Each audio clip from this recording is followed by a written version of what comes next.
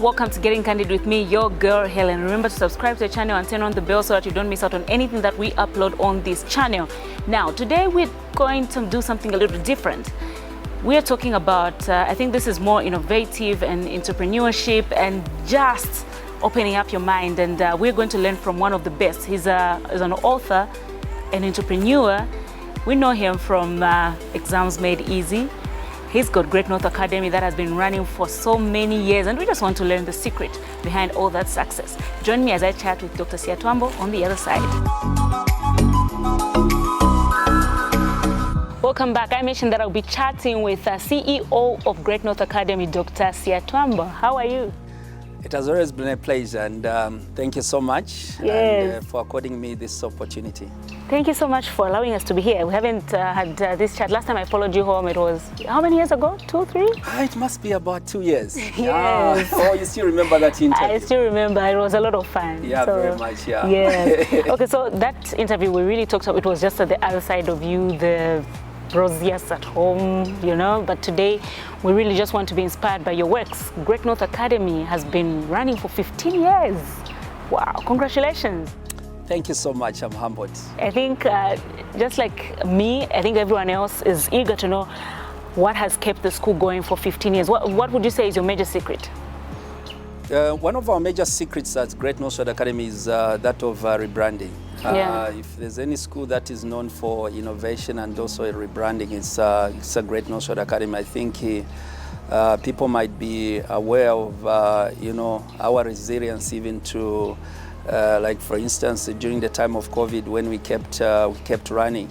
And also the fact that is Great North Academy is not a one-man show. I have a very powerful team around me, and that powerful team that has been constituted such that when you work as a team, you win champions. So we are a champion as a school. So, and whatever challenges, whatever problems, we win as a team. That has been one of the secrets. So that also goes with our motto to say solution to the education system. So we've been working as a team just to bring about that solution that the Zambian people want. You're talking about COVID, and we saw a lot of schools just closed down. Like they didn't have, even though there was this talk of online classes, some started way later, some didn't even start. So how did you manage to get through it? In our case as Great North Academy, we are never scared of challenges. Yeah, we are never scared of challenges. Actually, whenever there are challenges, there are problems, those are muscles to our achievements. I remember in 2018 when an announcement was made to say schools were not going to reopen because of cholera outbreak. That time we came up with an idea. We innovated an idea, and during that time of the shutdown, we made more money. The COVID was one of those things. The moment an announcement was just made to say schools were going on a recess, when we work as a team, I trust my team, and we have great brain in our midst. We have, IT specialists, we have all these marketers, we have researchers, we have, we don't call them as teachers, we have all these experts, a team of experts. So when you have a team of experts, I mean, COVID was nothing. Within hours, we were able to come up with, an initiative, and that's how we went online. And we survived during the time of COVID through that online program, and it attracted massive, learners from around the country. We had, I think, close to about 1,000 learners that were attending our online program, and that's how we managed to survive as a school. So throughout the COVID period, your pupils didn't suffer any setbacks? They didn't suffer, Wow. They didn't suffer, and also it made us, come up with so many things. You can imagine, like during the time of COVID, even the primary school teachers were able even to generate some of the videos. That's, learners, young ones, you can't teach them through Zoom. So we had the way through which, they started creating, cartoons, videos, which we were, airing to the parents, and then the learners would be learning at home. So it was a very wonderful time. Okay. Yeah. You have mentioned innovation at the beginning. You were saying you're very innovative.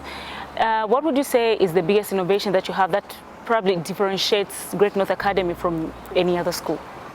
We have been evolving with time. we are current. We always try to be current. In our teaching, we follow whatever the curriculum states, okay, the government. But we have to have done. We have always had these what we call supplements. We have added to the curriculum, the existing curriculum, and one of something that we added, which we can say, wow, this was great. It was the plugging in of the skills and talents to the curriculum. Okay. But which was done in a very unique way.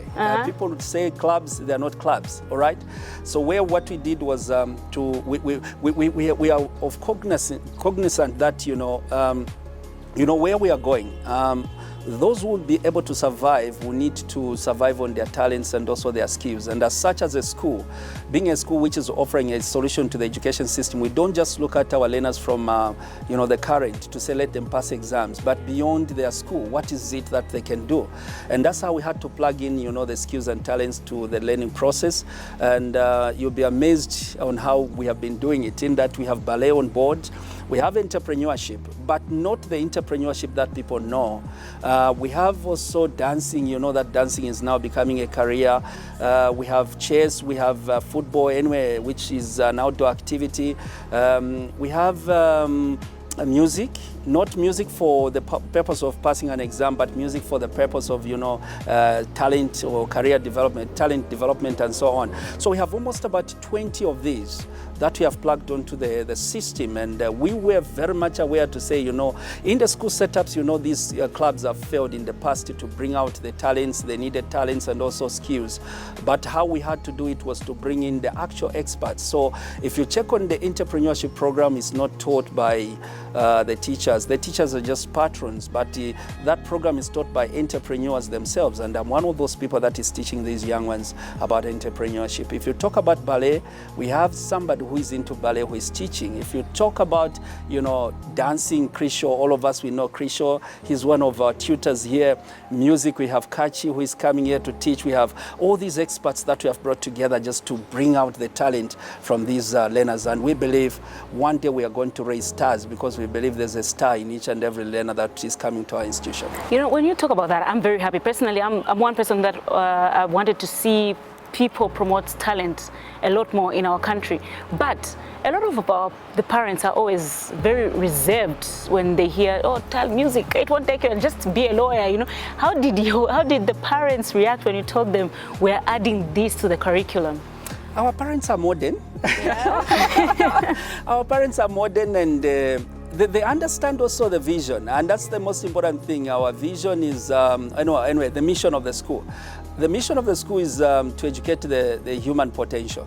And we believe, intelligence can be developed. And even our parents, they know the vision, and it's something that we have explained to them. We interact. So before we bring in any program on board, we normally try to just convince them on the importance, and they very much understand these things and they love them. They like all these programs, and you'd see when we are having these activities on the ground, some of the parents have even come to watch what our kids are able to do on the ground. That's nice. Yeah. When you were talking about innovations, and I think in our conversation prior to the interview, we were talking about what you introduced, abacus. Just tell us about what abacus is and why it's so important that you introduced abacus. Yeah, it's a newly introduced program which can enable a learner, make calculations faster than even a computer, where you can just give them, some mathematicals, whatever numbers, and they are able to calculate just using by looking at you, and then by getting those numbers, they'll be able to give you the answer.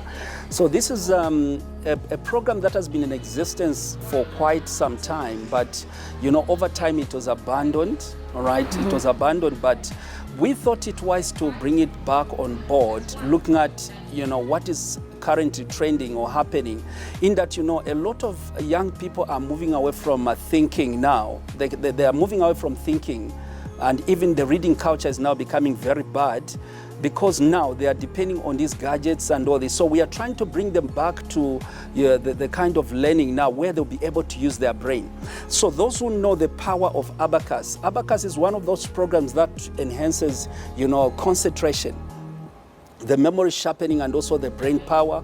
the development of one's brain, and also even just focusing on something. You talk about creativity. So it's a well-packaged program that through these numbers, as the learners are looking at you as they are calculating those numbers without a calculator and then just using their brain, it enhances their level of concentration. And we are focusing so much on these learners from 5 years to about 14 years, because these are in their formative stages. So if we do a very good background in terms of their development, then we are rest assured to say they are going to manage even in the upper stages. So that's how we had to bring in abacus on board, and not only abacus, we have so many innovations. We have so many uncountable, like I've mentioned, to say we are taking these as more or less like as supplements. When we checked on our, the curriculum ministry, it is very weak. It has got so many, weaknesses in that most of the things are obsolete.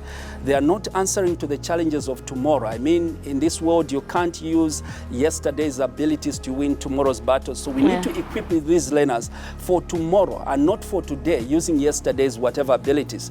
And this is what we are trying to do, to be a solution to the education system, such that a learner who is moving out of Great Northwood Academy must be able to survive, must use the skill they have learned from here to survive. Reading could be one of them.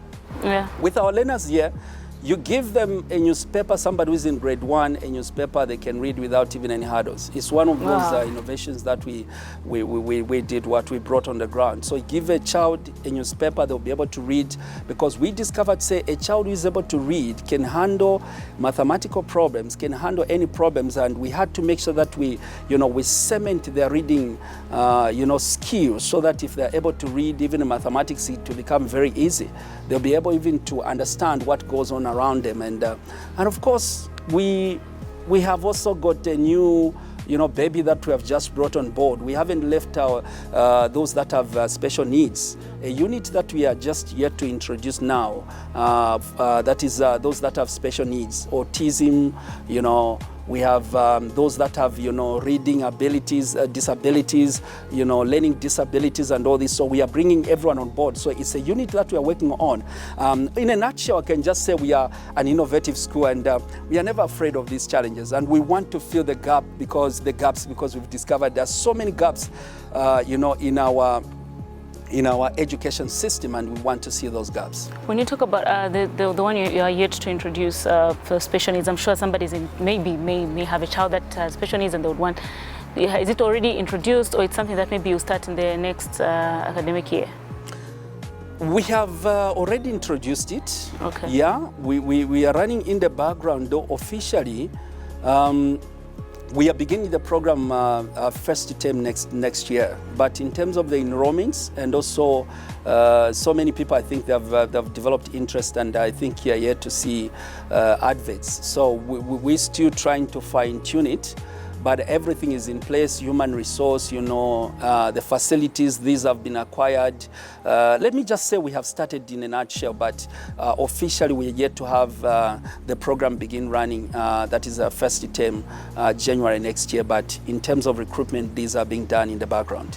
With all these innovations you've talked about, the skills, everything, I think my daughter is definitely going to come here. We can't wait for that, and you never go wrong with Great Northwood Academy. Any last words before we say our goodbyes? Well,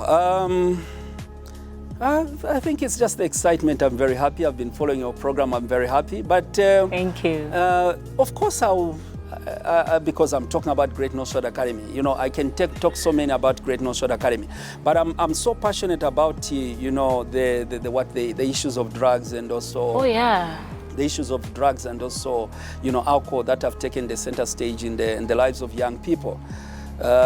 We have a rehabilitation center that we're running, and it was one of the programs that was birthed out of the challenges that we've been facing with our learners, and we decided to come up with this medical center that is helping now many learners out there. Was it did you have a particular incident that prompted you to say we need to open a rehab? We had numerous incidents. We've been running these so-called holiday tuitions every year, year in, year out, and we draw these learners from they're drawn from across the country. And each time we've had these learners, and then you look at them, and this child did very well, very intelligent, but they can't comprehend issues. You check behind them, there are drugs, alcohol, and some of them verbally talking to them, we have seen some changes, but later on, it prompted us to research to say what could be the solution. And worse off, there are some that were, thrown out of the system on the way. And these are children that have been expelled, and then they're thrown out of the system, and then they're taken to be in the hands of the parents. And the parents, they don't know what to do with these children and so on. And being the solution to the education system, that's how we started brainstorming to say, no, there must be a solution to this problem. So that's how we brought the rehabilitation center on board, just to try and cure, to treat this problem.